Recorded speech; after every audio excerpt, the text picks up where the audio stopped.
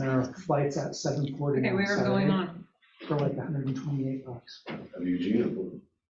So flying out of Portland's still expensive, but coming back was only 135 with taxes and whatever. Coming back from where? From Vegas, from the bowl game. So like if you wanted to come back on Sunday, which everyone in Oregon wanted to do, it was gonna be like $900 each way. And so then I figured out a way I could leave on Thursday and then come back late Saturday night, and it ended up only being like $450 total. It still seems like a lot to go to Vegas. Yeah. Yeah, we are live streaming. 20,000 people from Oregon want to go. We're ready. We're ready? Yes, sorry for that delay. What are we here for again?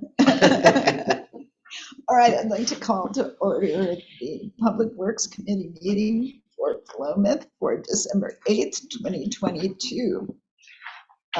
Present today, we have Councilor Matt Lehman, Councilor David Lowe, our guest Gianna Bernardini, City Manager Chris Workman, City Recorder Ruth Post, and Gary Black, and Kevin Fear from our Public Works Department. All right, so the first item of business is the approval of the October 6, 2022 minutes. Do I have a motion to approve? So moved. I'll second. Thank you, councilors. Are there any changes to the minutes or discussion of the minutes? All right, hearing none. All in favor of approving the minutes as they appear? Aye. Aye. All right, approved unanimously. I'm going to change the agenda slightly since we have a guest with us and she may not want to stay for the next two items. So we're going to move on to the Heritage Tree Program, and which is now live on the website. I went and looked at stuff. You can link. The program is described and the information is actually included, I think, in your packet. The last 2 pages are the information that appears online. And the Heritage Tree nomination form, which you can click to online. So I believe the only things that we have remaining are the certificate and the plaques, and to have some kind of a launch, which I think if we can announce it in the city newsletter, that should be sufficient, since we don't have a town crier. But Gianna, would you like to talk a little bit about the certificate? Yes. Drafts. Could I talk about something really quickly before that? Absolutely. Sorry. You can talk about most anything. These are, I have 2 issues on the nomination form. These are both super tiny. One, which is for the, on the form for number 5, where it says approximate age with the number of years. That space, unless this tree is single digits, could use a little more room for that. Good point. And also on number 6, where it says explain why you feel the criteria has been met, and it has a list of things to describe. Perhaps it might say or rather than and, because it makes it sound like people need to describe every single aspect of that tree. You know what I mean? It may be only one of those features that is what qualifies it as a heritage tree. If that makes sense. Excellent. Just to make it a little bit less daunting. On the for the language on the website, it's all great. When it says this program will be promoted annually, I guess I'm still not really clear what that means. Does that mean like one time a year there will be a big push? And do we know when that will be? I know that things need to be submitted by, that's specified. I don't know if it needs to be in there even, but, I mean, that may be just an internal thing. I think the original intent was that it be promoted every Arbor Day, hence the annual promotion.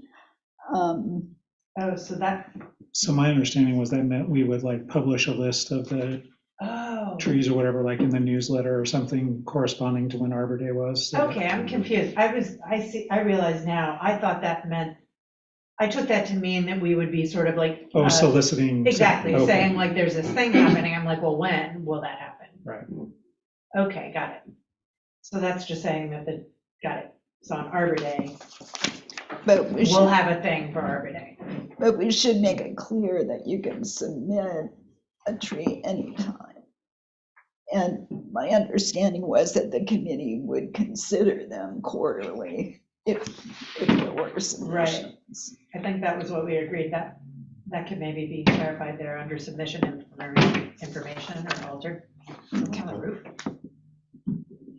So when we're collecting Some these, construction. does the committee want them prior to go out and look at trees? Are we just gonna show up on a Thursday afternoon and vote for them? I mean, honestly, if I'm getting these emails, that it goes to PW, it works. Do you guys want them out to you ahead of time, or do we just all gonna show up on the third Thursday of January and say, hey, yeah, it's good, or I think we need to have some language before we make that. Yeah, I think we need to see it beforehand. You had Chris, said that you would send the applications out to the people when they came in? If that's Is that what we right? want to do, I mean, I think we need to review them on your own type of thing. Mhm. That's yes, the easiest. Go look at that tree or whatever. Right. Yeah, I think that as soon as you get them, if you just forward them, I think Okay. that's, yeah. So the way that the resolution was written, that's been approved by the council, it does talk about program will be promoted annually with nomination forms accepted by 5 PM on the third Tuesday of March. So in my view, that promotion of the program is going to take place sometime before the third Tuesday of March, preferably 3 or 4 weeks before that. That would be the opportune time to be accepting nominations. We could take them throughout. But then on the very next page, it says that the committee will meet. The review of nominating applications and conferring Heritage Tree Program will be done by Heritage Tree Committee, consisting of members of the tree board, at least 2 additional volunteers. They'll meet on or around April 1st each year to review nomination forms and recommend trees to admit to the Heritage Tree Program to the city council. So the way that it currently is approved is that committee is going to meet once a year around the first part of April and send those nominations to the city council for that April city council meeting, lining up for Arbor Day, which takes place in April. So if we want to change that, then we need to go back to the council to change that. Right now, what got approved was once a year. Well, we could take the nominations throughout the year, but once a year is when that board's going to meet and review all the applications that have been submitted throughout the year and take to the city council once a year. But do we still want to do our own reviewing of them prior to?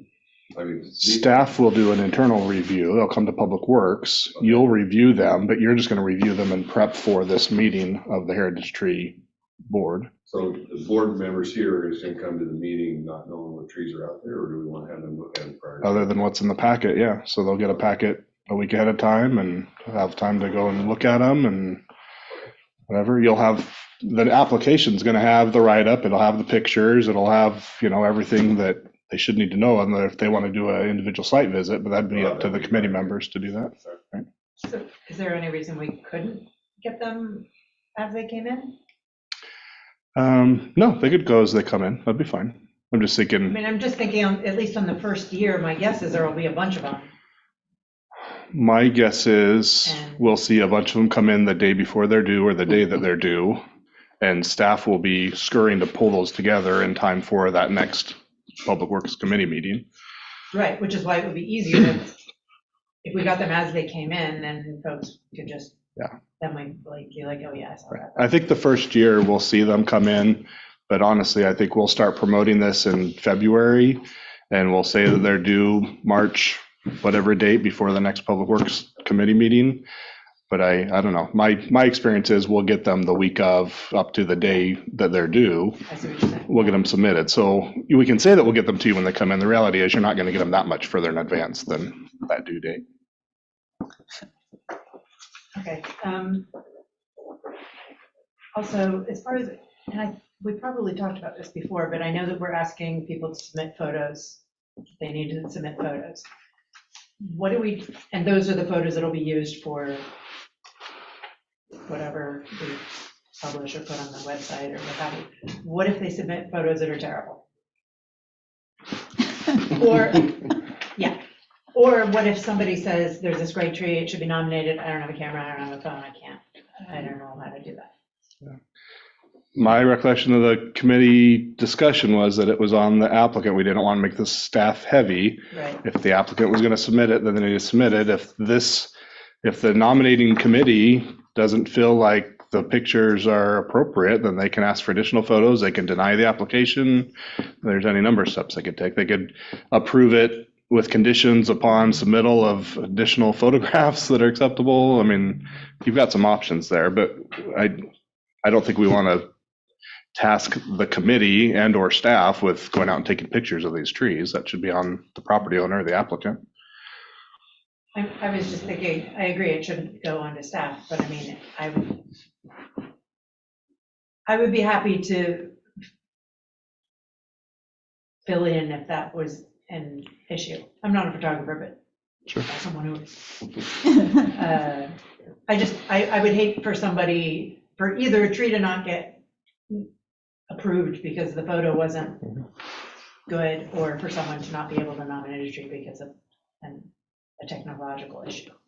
Yeah.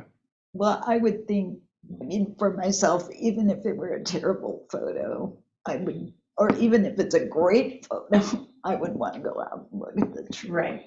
But I'm saying if the photo is no good, we'll still need something. If it's just a close-up Website. of the bark, you can't really tell. Well, we'll have Gary call you. Say, hey, Gianna, we need a photo of this tree. So Sitting by us a drone, we could take over. Oh, sure, there you go. Yeah, perfect. Gary will call you.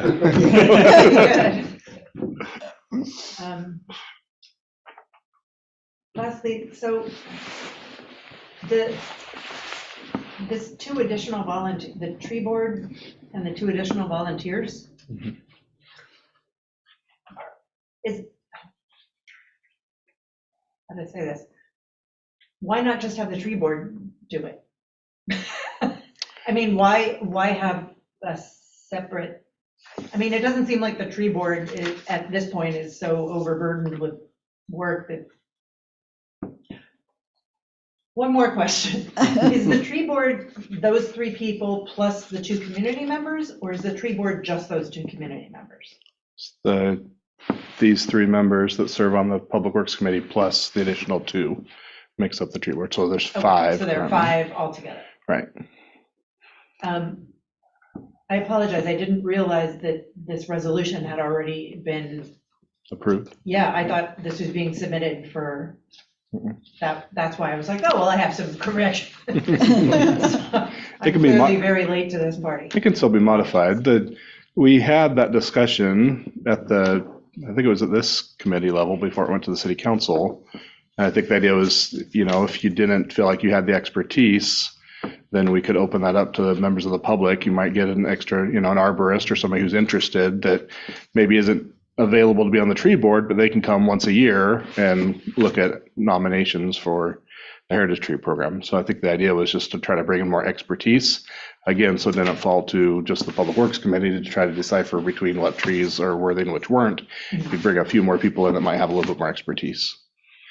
So I think those two additional positions here, the intent would be that they would come with some type of additional interest or expertise to lend to the group, as opposed to somebody who just was like, I like trees, but I don't know anything about them. Okay. So I can give everything a thumbs up. We really want somebody to be a little bit more critical, I guess, about the applications coming in. And again, not that we're going to be overly critical anyway, I think, with this program, but the idea was to have more people involved in the selection process than just the tree board itself. Okay. And so those two, the Heritage Tree people will be chosen by the tree board or by the tree board. and lastly, number 8, did that heritage tree, did that A get corrected? Heritage. Right. Sorry, this is on the resolution, page 2 of 3, number 8, says annual celebration of the heritage tree program. Spell it. Mhm.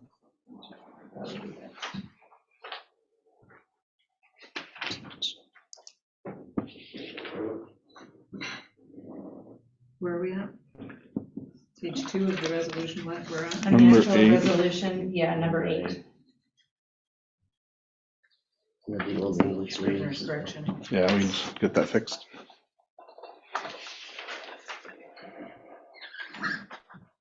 Okay, are we ready to Yes, move sorry. on to the, no, those were good points and questions and corrections. Thank you.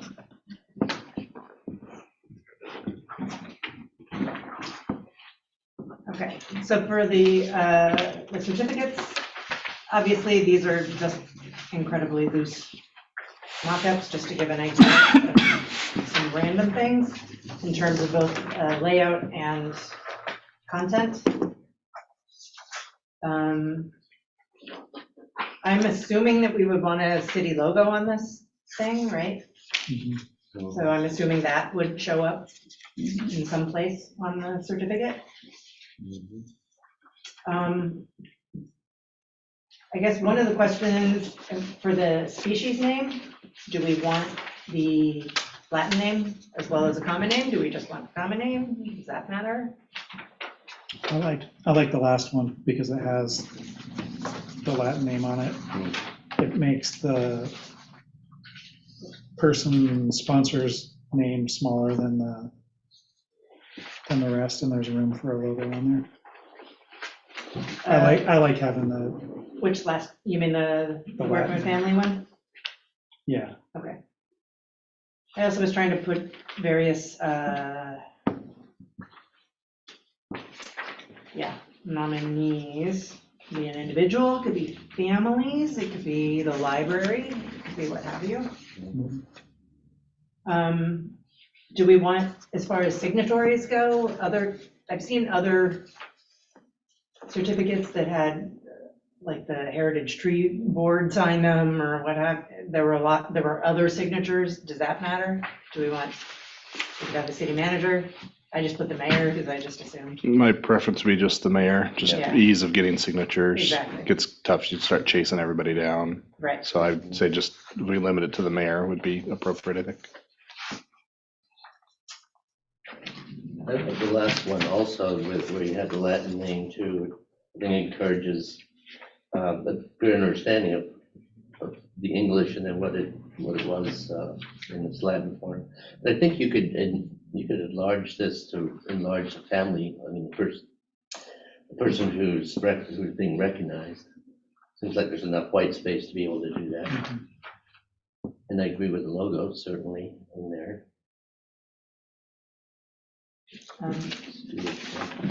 I have no preference for any of these, really. Some of them are wordier than others. Do you want things like,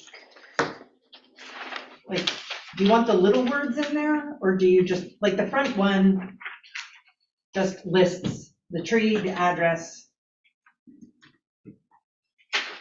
and in recognition with their names. So the first one has very little words. The second one has the little intro with recognition, we proclaim the thing at to be a, do you want those little things? Or no? The third one, this certificate designates, blah. I like the wording on the last one in recognition of the value of our city's arboreal heritage. The one thing I would clarify though is the we. The we would be the city, right? So instead of a we and the mayor signing, Mhm. city. I also like the orientation, the landscape as opposed to the portrait orientation seems more fitting. I agree. Yeah, And would we seems give more a, certificate-y. yeah, yeah. And would we be providing a frame with this, or is it just the certificate itself? I think the it's user, just the yeah. certificate the user can, suitable for frame. yeah, exactly. Nice cards. As seen on That's right. TV. Put it on cardstock for you. But wait, act now and you get two. So do you think the we should be an I because the mayor is signing it?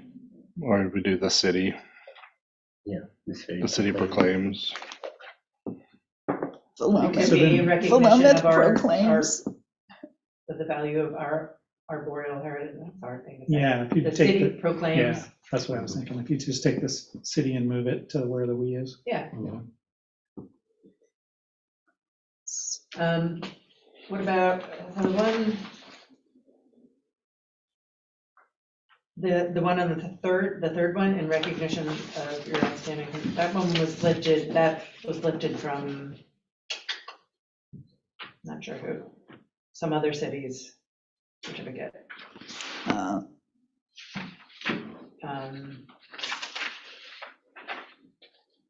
The citizens of this community extend their appreciation to. Guess for me, that seems kind of wordy and Yeah, I not think necessary. just the last Okay, one. so is the last one the best That's what I feel. in general? Yeah. Do I have a Another question, motion to would it- approve or consensus to approve? Would it just be a white field, or would it be some sort of like, let's get a dollar bill on these? Well, What a good The deed. reason, Ah, the okay. reason you have these All right. is that we would like to, or I would suggest that we lift some of the icons that relate to trees and use them perhaps as a border or in the corners, because since they do lend themselves to metal work, they can also be used in the plaque. I mean, obviously in the plaques, I don't think we would want this much information. Mhm. Okay, I was thinking we've got a couple of options, one of which is you could do that thing where you have an image lightly as the background, and then you print the certificate over. Like if there was some sort of a tree or some image that could be, I don't know what the term is for that, right? Watermark, What? a watermark. watermark. Yeah, exactly. That might be kind of nice. I've also seen other ones that have just like, I think it's Corvallis, is kind of crappy looking. It's like a little triangle, like conifer repeated motif around the edge. Mhm. But something like that, yeah, like a little tree border. Or it could just be a line type border, and then in the corners, like you say, we can take some. I really like the idea of borrowing something that's going to be seen in the city being used more Mhm. Yeah. once. I love that callback to this. Plus, I love these illustrations. I think they're great. Mhm. Is that something that Chelsea could mock up, or would you like? We can have staff take care of that, yep. Okay. And is this something which, would it be more helpful to staff to have something exact delivered, or would it be easier for her to just to say, this is the idea, run, go? We'll just put something together. I think it'll be easier. Okay, great. So with respect to the plaques then, how much of this information do we want on the plaques? Do we know what size they'll be yet? Are we still, We could do them on a 4x4 or a 6x6, and what you want to do, how much wording you want on it. will the actual, If you start putting the Latin name in there, it might be a little long, you might want to go with the 6x6. You're gonna do a Doug fir and then write whatever that says next to it. You might want to go with the 6x6. when you say 6x6, do you mean the plaque itself or the post? Well, He can get, if we haven't done creative graphics, he can get them close to a 6x6, so it'd be like a 5x5 or something like that. But I'm thinking a 6x6 post with a brass plaque. Is it the kind of thing where it's like flush on the post kind of thing? Yeah. Okay. So That way it's not easily ripped off. So they gotta work at it for a few minutes. Right. Yeah, really like. You gotta put some effort into Yeah, it. that's never. I just need to know what size you guys want to do as far as.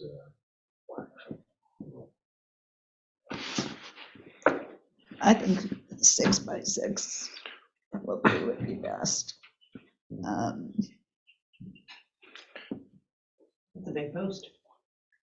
Referring back to the resolution, it puts a $50 value in there is what it said that we would charge people was $50. So I would say let Public Works work within those constraints, see what we can come up with for under $50, and it's I going to guess be the big enough to fit. graphics would that significantly increase the cost to have an image, or does that matter? Most likely, I know Jeff has a $25 minimum. I had a little brass plaque made for Officer Kepke's retirement. It was $25, and it was only 2x4 or 5, so he's got a minimum.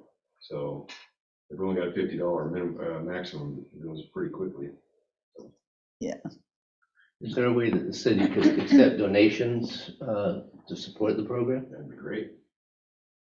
I mean, a lot of people that love the trees and would like to see this and know that city funds are limited, might want to do that. I thought that might be nice to put on the page, on the website page. Mhm. So if some of these trees are in people's yards, and do they have to have a plaque for their tree? I think it's just an option for them if they want to do it, and we So will do we- facilitate it. I'll be curious to see how many, I want that. maybe nobody will. But That would be sad when. we're. I might nominate one of my trees just so I can get a plaque. Then you got to mow around it. weed Yeah, around it. exactly. And 2 years later, I leave it back on the Public Works front door. Thanks. Make sure you take a good picture. Okay, so we have agreement on the wording, the model, kind of the mock-up idea, and In terms of size, like relative type size? Does anybody want anything to be larger or smaller than it currently is? Maybe the donor, the family, name bigger. Okay. Do you want, relative to the tree, do you want it to be, I don't know, it looks like these are all the same to me, but Yeah. I don't know. The other examples, like the second one seems to have a larger donor name than the tree itself, likely. I like the font size on the first one. It's Those all look more or less the same. Which is another thing, is the font important, what kind of calibri, area, Tahoma, Again, dings. my recommendation would just leave that on staff to figure out, because that's going to be cost driven more than anything. So, Font. what's available? I mean, you may like a font, but if they don't have the typeset, then Oh, right. it's not going to matter. So I think we just, We just stick with Times New Roman. There you go. Tell them that'll go for a reason. okay. I think we're good. Any other thoughts or questions? Well, what Janet, I'm sorry. No, sorry. Well, just what you had said about the idea of on the website putting accept donations, is that something that you'd like, you want to do, would do, can do? Are there any ramifications to that from a staff standpoint? and we'll need to budget some money to purchase the plaques, all that, because that'll go through the city. There's an annual event that's talked about, and my thought was to would probably need to budget some money to go towards that. If we're going to accept additional donations, it would just be revenue in lieu of that stuff, unless we were going to do something up and beyond what's currently been approved by the council. So I don't see any real ramifications. We just won't spend the city dollars. We'll use the donated dollars instead. So, Ruby? or we could extend that. If that money was received, then we could not charge people for the plaques, for example, and we could use the money to pay for the plaques. Or that would just save individuals money. It wouldn't necessarily save the city any money. So. And to be clear, it would not be a tax deduction for the person giving, because the city is not a qualifying entity, is it? We are, I think, I'm not a, I wouldn't give tax advice, but I would think if you're making a contribution or donation to the city, it could be tax. Check with your financial advisor. Check with your financial advisor. Yep. We'll give you a receipt. What you do with it is up to you. Yes, we will provide a receipt for any time. Lastly, over the issue of finding someone to verify nominations, I spoke with Malcolm Anderson, the owner of Tree Care, who's a certified arborist who works over here on South Ninth. And he said he would be happy to volunteer his knowledge. I told him we just need someone to verify species size, right? And he said he would be happy to do that. Oh, cool. That's awesome. Thank you. He's a good guy too. Yeah. All right. With that, Okay. Thank you so much. Thanks. thank you very much. Thanks for putting those samples together. Yeah, Thanks. really appreciate it. Yeah, it was easy. Okay, our next two items I'm actually going to address through one. Pick one and slide one down together.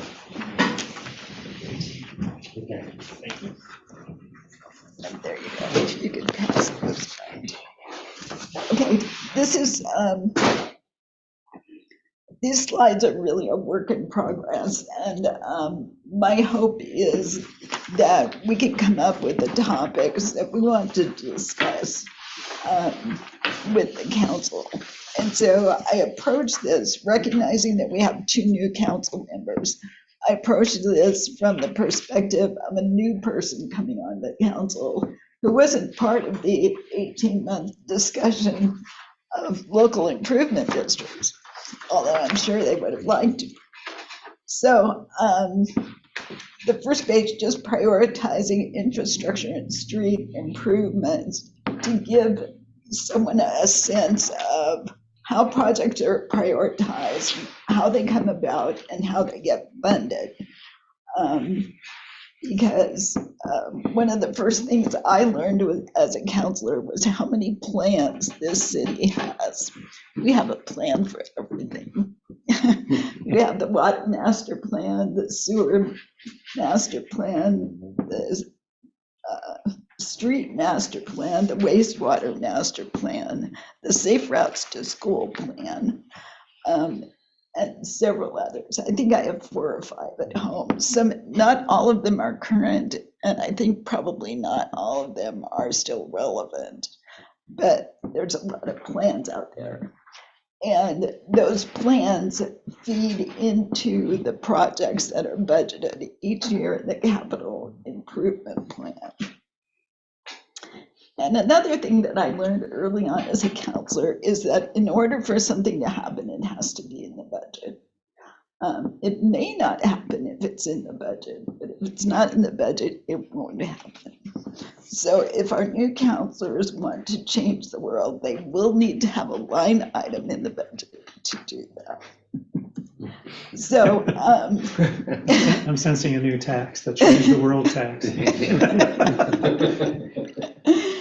So, but some of the things that prevent things from happening, and number one here is the availability of funds. Sometimes funds have to be spent on things other than those that were anticipated.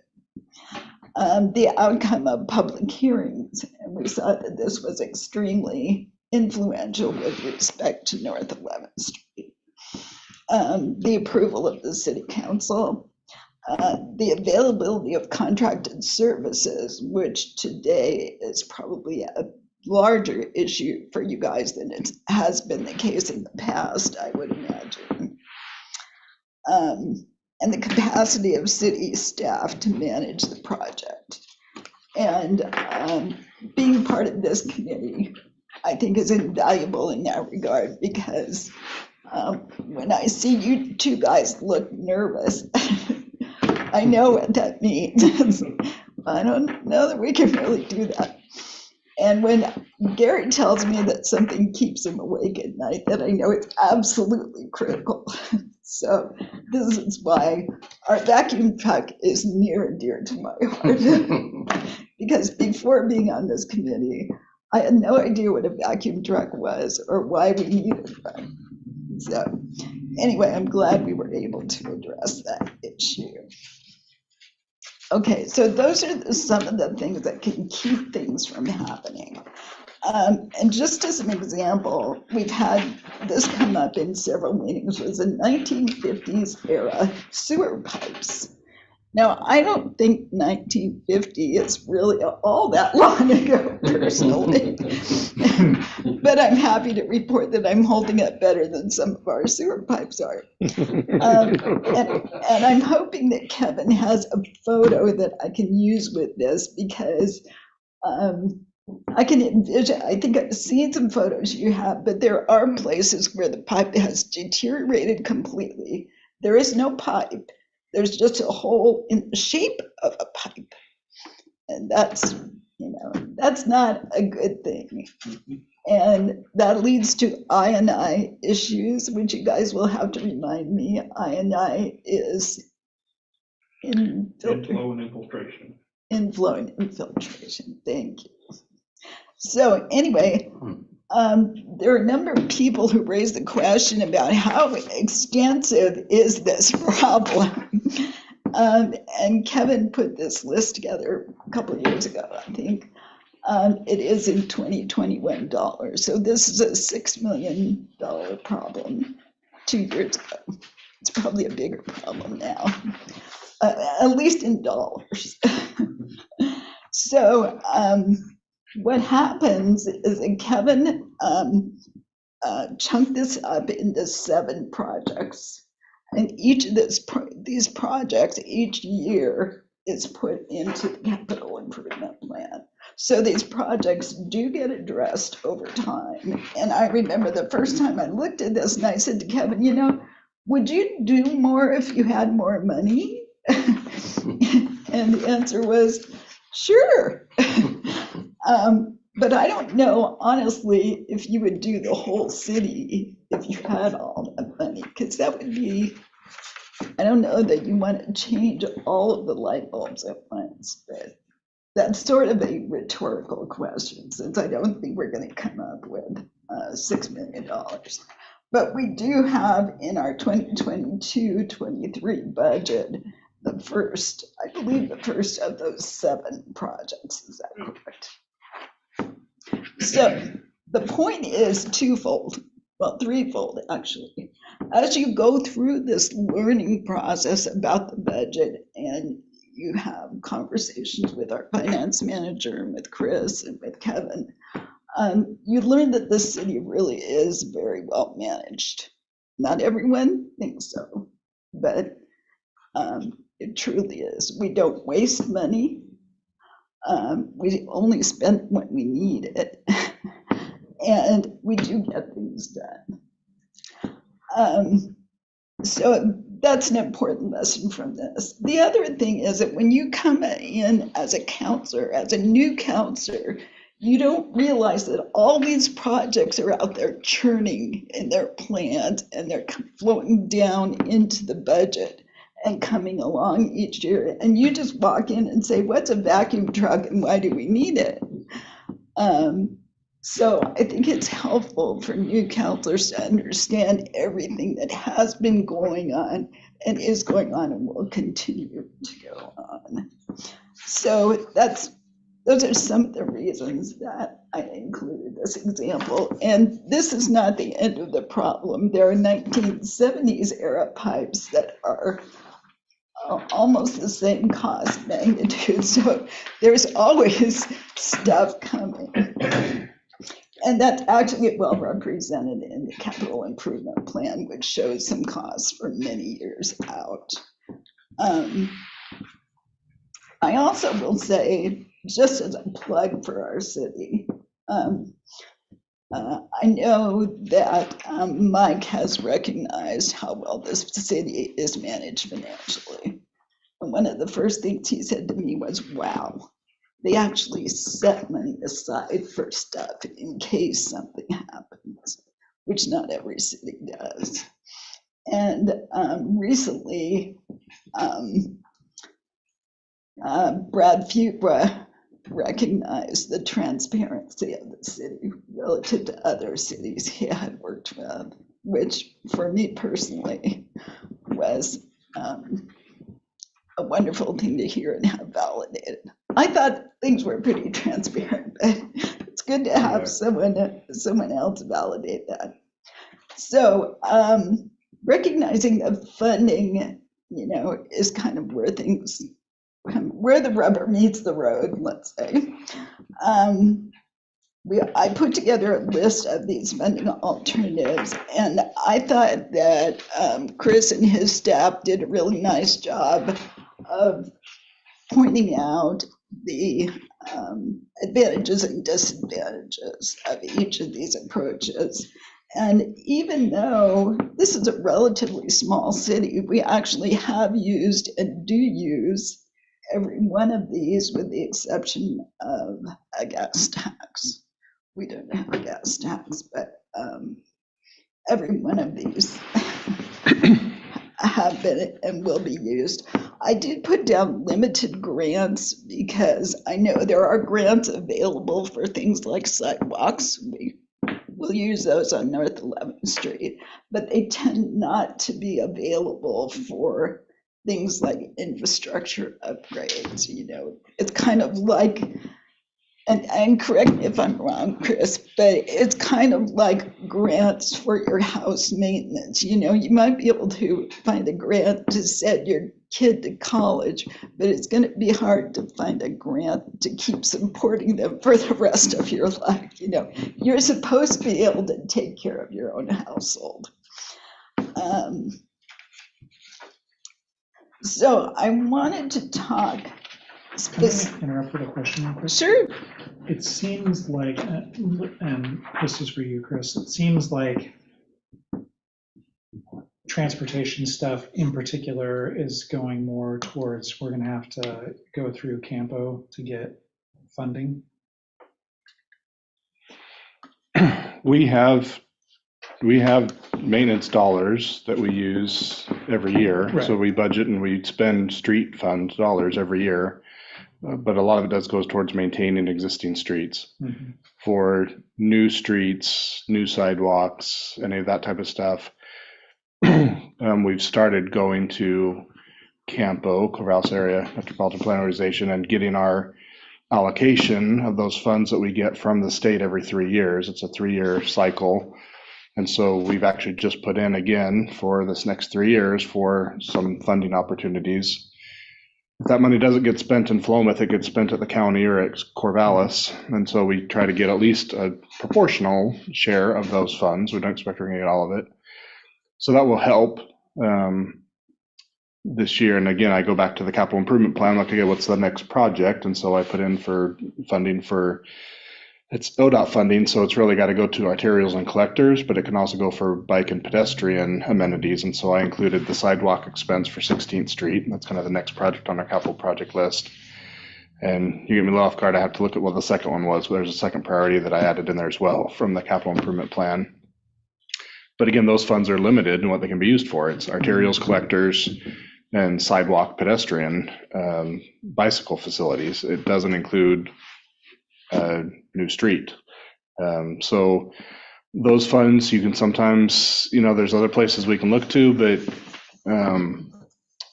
as Councilor Causey was saying, it's hard to find grant money for those types of expenses, what you end up doing is saving up, or you take out a loan and you pay that back Sure. over time. So I guess I was going more towards if DOT does away with the exchange program, then that's gonna basically force us into a more competitive type of a situation rather than just like, oh, your population is this, therefore you get this amount of money. But it seems, and that's why I'm asking, I don't know for sure, but it seems like the indications I'm seeing are that all those fund distributions that come from the federal government then are going to be on a more competitive basis rather than just a geographical or population based. And I'm wondering how that may impact our ability to get projects funded. Yeah, I see where you're going. The intent currently at Campo is that anytime that there's state or federal dollars coming to our region, that we try to distribute those proportionally.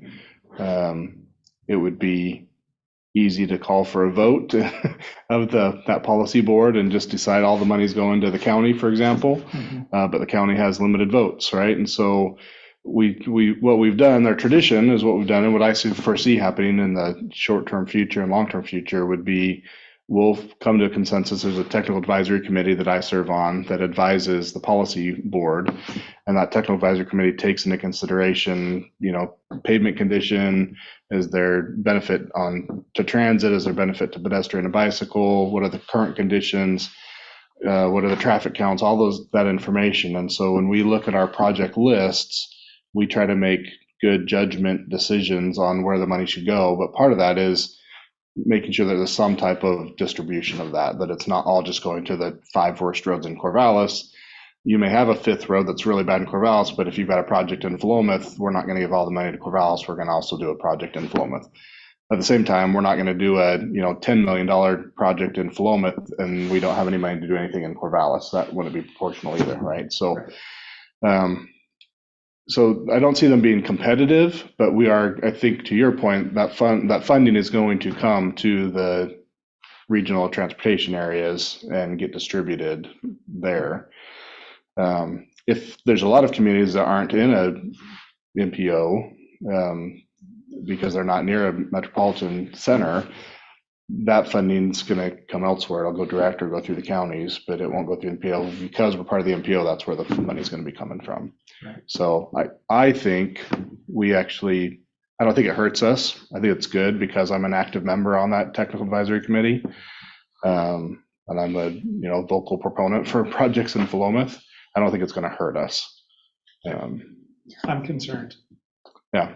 Just because of the competitive nature of it.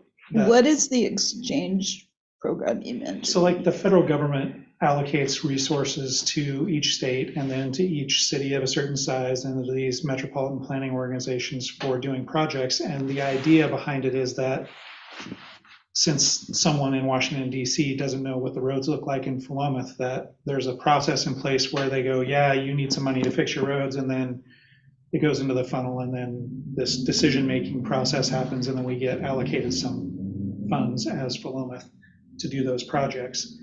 And the catch is that in order to spend federal money, you have to be certified as an organization that's capable of meeting all the requirements to spend the federal money. And there isn't one around here. Like Lynn County, I think, is the closest one. Like Campo's in process of getting certified, but not. Campo's looking to get certified. I think Corvallis is certified, I believe. City of Corvallis is. City of Corvallis is. So you partner with City of Corvallis to get the funds distributed. So there's some workarounds, and some of that legislation, the administrative rules are still being run out. So it's a concern. There's a lot of discussion and fixes taking place right now, but I wouldn't like to rely on goodwill, I guess, is what I'm getting down to. Yeah, and I get that. At the same time, that's part of the reason why you have a technical advisory committee and you have a policy board that's making those decisions, right? So, you serve on that policy board. Speaking of which, I have a meeting that starts in 2 minutes. So, those are regional discussions and regional decisions that are made, and that's to help make sure that those funds get distributed out somewhat fairly. So. I just wanted to bring it up to someone other than just you. So so that people know what we're talking about. Thank you. Okay, I'm sorry you can't stay, but looking at local improvement districts specifically, I think the advantage of local improvement districts is that they enable you to essentially bypass all of the budgetary and project stuff. And your project, if you're willing to pay for it, the group that, the area that is undertaking the improvement, it becomes a higher priority. And to me, that's the biggest advantage to local improvement districts. They only affect the benefited property. And I know all of you know all this, so I won't go into much detail here. We went through ad nauseum assessment methods when we looked at North 11th Street. There are flexible lien payment options, but the city does have the authority to foreclose on someone's home. I don't believe the city has ever done that. Not that I know of. And I don't believe the city has any desire to do that. I don't know. I don't think we would last long if we went around foreclosing on people's homes. It also requires a public hearing and city council approval. So that brings us to some of the challenges that came out of North 11th Street, because these assessments, depending on the number of properties involved, obviously, can be burdensome to the resident. And I think there was one property on North 11th Street where the initial assessment was 20% of the assessed property value, which is excessive. In my opinion, and in the homeowner's opinion. So, and I think that the cost of making street improvements and upgrades has grown faster than the value of the homes in many of the cases where our streets need to be upgraded. Now, there are people who don't want their streets upgraded. I think they're safer and more attractive personally. I think it does enhance the property value, but not everyone wants their streets upgraded. So it brings us to kind of a fundamental question as to whether the city should continue to initiate local improvement districts. And if we take that tool out of the funding toolbox, how will we replace it? And do we want to pursue a broader funding option? Do we want to pursue another GO bond? Do we want to pursue some kind of additional fee for street improvements and maybe other projects that the city wants to undertake? So that's a pretty broad discussion that I think the council needs to have in conjunction with the updating of the strategic plan. So as has been pointed out, yes, go ahead. Well, no, finish your thought. I have some thoughts of my own. I'd like to hear them. But anyway, as has been pointed out by others, sewers are not particularly sexy, but sewers that aren't working aren't particularly unattractive. So perhaps these things could be packaged with other projects that are more attractive, like a community center. I know there's a lot of interest in the community in having a community center. So how can we fund these projects, and how can we be sure that developers pay their fair share? I think this was a painful part of the North 11th Street experience.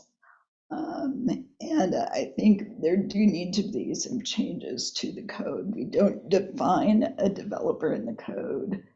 And it would also be helpful, I think, to address infill development. I would like to see more infill development in the city. And perhaps it's something that we can incentivize. So, David. Well, thank you. So I have some observations and some questions about what you've got here. So the first one is, I really like your presentation. I really like how you put it out there. And I think you're right on that from what you've learned as a counselor, new people coming in as well as existing counselors, this is great straight talk that's from a citizen volunteer, not a city staff, not putting anybody down, but it's just a nice citizen to citizen kind of discussion. And I think you've laid it out really well. And you set it up really well so that Chris and expertise levels here from staff could just go with that. So I really like that. And I would hope you'd be able to do it at a council meeting and the new council. Be really cool.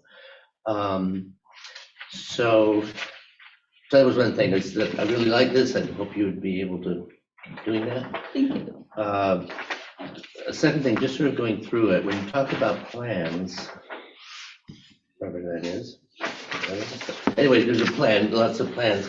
To me, and maybe this is just me, but I think of everything that you've talked about in terms of comp plan, housing needs, and all of that stuff, that really it all funnels down to our strategic plan. And to me, it seems like it's best for us to focus on one thing. We can be aware of all of this stuff out there and how it works, but I think a lot of us get lost in the minutia of each of these, as I've seen over the months that I've been in council, is we just get off in tangents and about things, and we're trying to have experts that we've contracted with rewrite their reports because we don't like a particular word, and that's just a waste of time. So I think if we can bring it down to the strategic plan level, those are our priorities for our spending that go into the budget. To me, that's what I've been focusing on myself, is strategic plan. I can wrap my head around this. Yes. But the rest of it is like, whoa, okay, there's a lot of stuff here. I think that's an excellent point. And if I could share an anecdote, on Tuesday, I was in an all-day training for elected officials essentials. And it was run by 2 attorneys from the League of Oregon Cities. And one of the questions that they asked was, and there's probably 25 people, 30 people attending. One of the questions they asked was, how many of you update your strategic plan every year? And not that many people raised their hands.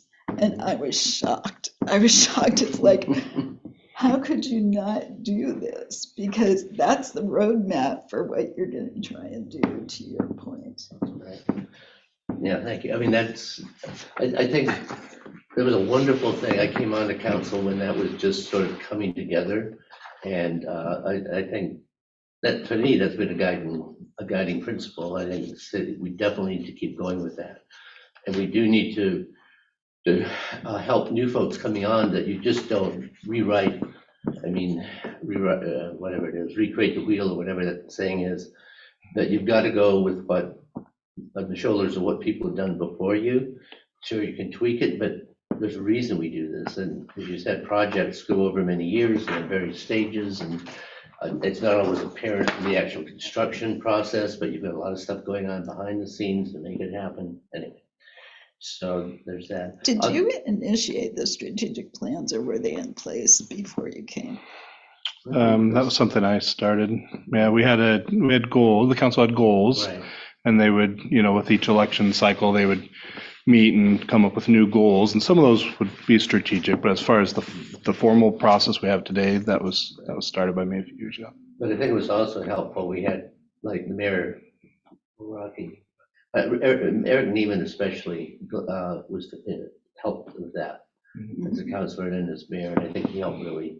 So again, the councilors who can see the big picture and understand things is a huge important thing, and educating folks like you're doing. Yeah. Just an observation on the funding alternatives. property tax, I think that's something in there too.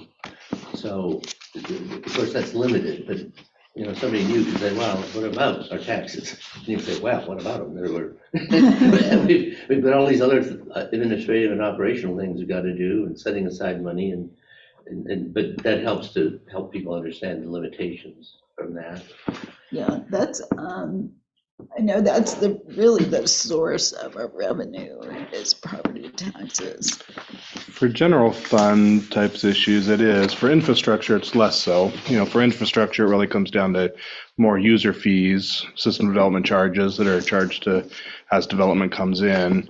But there is availability, as we saw with North 11th Street, that we can use general fund dollars to help support infrastructure. But I think that's a conversation, just like what you said, that will help people learn why you can only go so far with those dollars and why we have to look at these other alternatives. And then also, as I think about the North 11th Street thing, that, you know, if you tried to satisfy everybody that had an opinion there, who could pay, not pay, didn't think it was fair to pay, it sort of gets down to, well, do you want the thing or not? And if you do, then you really got to pitch in somehow. And if you don't, another thought that I had there, but it just escaped me. Yeah, so I'll get back to it, I think. But I think the bigger thing for me is for citizens and people that are proposing any sort of project, they have to see the value in why we're doing that and why it's going forward. And one of the big things that I learned coming in was really, it seems very simple now, but there's a difference between why the state said, okay, we're going to have counties, we're going to have cities. Counties are set aside for rural and agricultural and other types of things, and they're not meant to be mass development, 5-acre lots and stuff. Cities are supposed to grow. The urban growth boundary is what's around you, that's where you draw on. Cities need to grow. You choose to live in a city, these are some of the things that go along with it. Infrastructure needs to go in, it wears out, it needs to be maintained, wear out. So it's part of the ponying up of money you got to do.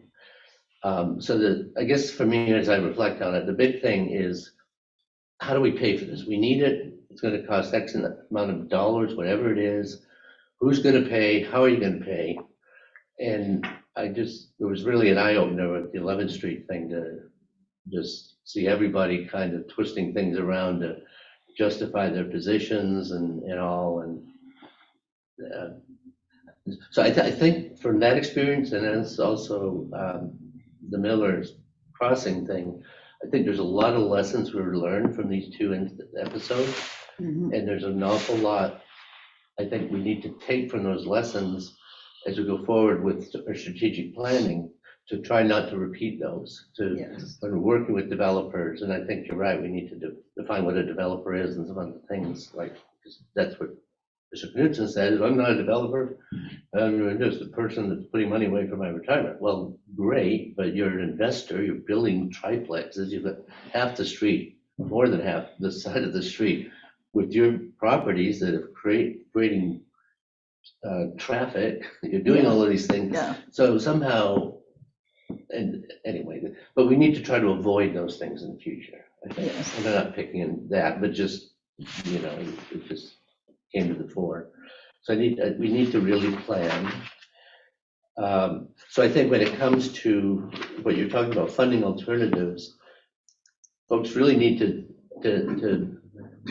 like, okay, there are pros and cons to each, but what's the end game? What are we trying to accomplish? How do we get there? What's the benefit maybe for the greatest part of the population? So maybe, and you talk about sewer pipes, 50s or whatever. I mean, is that something that's so broad and so impactful that we go out for a geo bond? I mean, I think that there's certain things that the funding applies better to than other things. Absolutely. So Absolutely. So I think I've probably said what I want to say right now. Well, I Thank you. appreciate all that. I know when we first looked at the local improvement district and staff recommended specific funding for specific issues, which certainly makes sense. But also there are other things that, in this case, I think because the cost of upgrading our infrastructure has become so high relative to the individual homeowner, I don't think that local improvement districts are really a viable option for residences unless they do initiate it. Right. And that kind of brings me to the issue that you and I both deal with of the pump stations and needing backup power at the pump stations. Now, those are instances which could use a local improvement district to fund it because it would only benefit those people. Now, I know, knowing my neighbors, that they would not be in favor of that. And even though they don't like having the water go up. But from my perspective, it's a broader public safety issue because my biggest concern is not that my water goes off when my cranky relatives happen to be visiting during Thanksgiving. But if there's a wildfire up there, and we do get 30 and 40 mile an hour winds up there, and if there's a wildfire, it's not going to stop up there. It's going to, and I know I raised this issue with Chris several years ago, and I said, what if something like Paradise, California happens here? Well, people think it's not going to happen here, but look at what happened in Gates. Town burned to the ground. So I'm hoping that perhaps we can find funding sources to address that issue. And I also, Kevin, I have an assignment for you because I really appreciate the maps that you put together. They're extremely helpful to see how big the project is, the problem is or is not. Fortunately, it's not too huge, but one of my neighbors has suggested that we could put in battery backup at a lower cost because now there are battery storage devices that are lower cost and could produce the power we need without having to put in a generator. So my question for you is, could you look into that because you know how much power is needed? Do they have any idea where to start? We're talking a lot of power. Are we, how much? It's 480 volt. There's 4 pumps. 480 volts each. And is it like solar? No, he actually has one. He actually has a battery storage, a Tesla battery storage unit. Car walls. Yes. And he said his is connected to the grid. It's not on solar. So it gets charged up, and then if there's power, they have battery. Yes. But even if you have a generator in our neighborhood and the water goes off, the power goes off, you have power, but you still don't have water. So that doesn't help. But anyway, that's something I'd like to explore and see if it might be doable. I'll mention to him how much power is needed. Yes. No, I'm just saying, I have a personal interest in this. I do a certain amount of investments, and I'm very intrigued by that technology that's coming along about battery storage. And so I know there are different companies, entrepreneurs, entities that are developing this sort of thing. So I might like to just do a little bit of my own personal poking around and maybe offer you some thoughts. Please. But if you could combine it with a renewable energy source, that's the ideal, where you can draw on solar or wind or whatever you can use around here. We have actually solar in our house, and where we were paying $100 a month plus for electricity, we pay about $30 a month now in the summer with the air conditioning running, and it's terrific. The thing we don't have is the battery backup. So it's, No, I think it's wonderful, but in this case where we have pump stations, I don't know. I mean, you'd have to build a structure for the solar array, because I don't think 2 little panels on the roof Oh, of the no, pump you- station would cut it. no, you need an industrial size. I mean, it's a big deal. It's a big deal. But if you're forward thinking, and if you're thinking about renewables, you're thinking about the city 50 years from now and what could be done, somewhat baby steps maybe now, Mhm. and getting up to speed on it and working into a strategic plan. Mhm. Maybe you know, because that's one thing I think, another thing, I think about it, we don't really have that sort of technological thought process built into some things. We talk about housing needs, how many homes, we need the streets, but I don't know if we have a lot focusing on, well, what about the technological side that could help us keep costs down, make things more efficient? It's like conversations would be good to have. Absolutely. Do you have any thoughts? When I'll just add, and Kevin's probably more familiar than I, when we do look at infrastructure projects, so when we're looking at like the treatment plant and that, we are looking at renewable energy sources for powering that on or for backup systems. And that's, it may not be seen at the strategic plan level, but it's definitely built in at the staff level and the engineers. They're looking for best, most efficient ways to produce the treatment plant, the reservoirs, the sewer facilities, all that stuff. And some of that technology has been proven and is solid. Some of it is very fringe, and we kind of stay away from that. We don't want to be, we don't want to be the first one to figure out it doesn't work as well as was promised. So, engineers by trade tend to be a little more conservative and go by things that are a little more tried and true, which means maybe it doesn't feel like we're quite as cutting edge. And it's because we're not. And financially, we can't afford to be putting ourselves out there and taking risks on technology that's not really proven yet. But where it is proven, we've implemented those, even with the new treatment plant, where we just got enrolled with Pacific Power, and we're looking at some renewable energy sources that are going to be add-ons, just because there's new stuff now that wasn't available 5-10 years ago when we were dreaming this thing up. So. I think that's really good to hear, and I think that would be good for council to know about. Mhm. And I totally agree, as a city, you have to be conservative. We need to be biased towards conservative mode, because we're dealing with taxpayer money. We need to go with what's proven. Absolutely. So I wouldn't advocate anything that's bleeding edge kind of stuff, but being aware of what's coming along, and maybe, sure, now it's terrible. It's just unproven, it's too expensive, but you know what, 5 years from now, that same thing is gonna look a lot different. And so if you're sort of tuned into, as I know you are, but Yes.